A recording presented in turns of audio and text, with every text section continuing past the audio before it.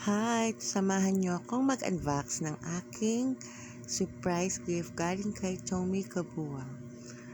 Eto nga, may dumating akong package at hindi ko alam kung kanino galing kasi walang pangalan.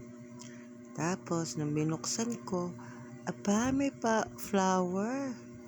So, nagtataka ako kung kanino nga to dahil nga walang pangalan at wala ring card. So, ayan, meron akong flower. Ang ganda-ganda niya, diba? Tingnan mo. Mixed flower siya. Pagkatapos, meron pa siyang butterfly. So, ayan, ang ganda niya. Tapos na, eto na yun, may laman pa siyang Ferrero chocolate at saka crown. So, ayan nga.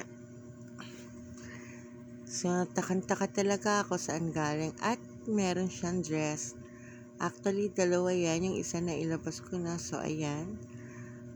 Tube dress siya. Napakaganda rin naman niya.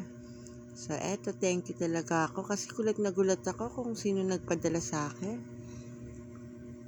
So, ayan. Napakaganda niya at napaka-thankful ko talaga na nakatanggap ako ng ganito. Ang ganda ng kulay.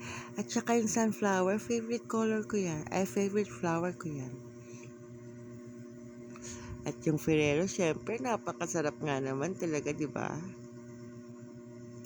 Isa yan sa mga favorite chocolates ko.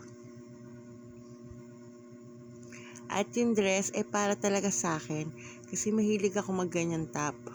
Yung top dress na yan, naka-tube. Kaya parang talagang pinag-isipan, no?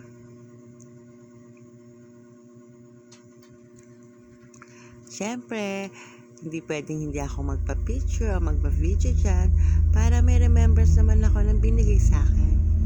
Anyway, thank you very much, Tommy Kabuang, kasi never naman ako nakatanggap uli nito. Ngayon na lang uli kung kailan naman tumanda ako. Thank you sa pa-surprise. Na-appreciate ko talaga to, lalo na yung chocolates ko. Ay nako, favorite ko talaga yan. So, marami na naman akong kakainin sa pasurpresa. At anyway, ito ang aking gift sa aming 4th monthsary etong July 2. Salamat po at salamat sa mga nanood. At Tommy, I love you. Thank you very much. God bless po sa lahat ng nanood at sumusuporta. At sa iyo, Tommy Kabuang, thank you.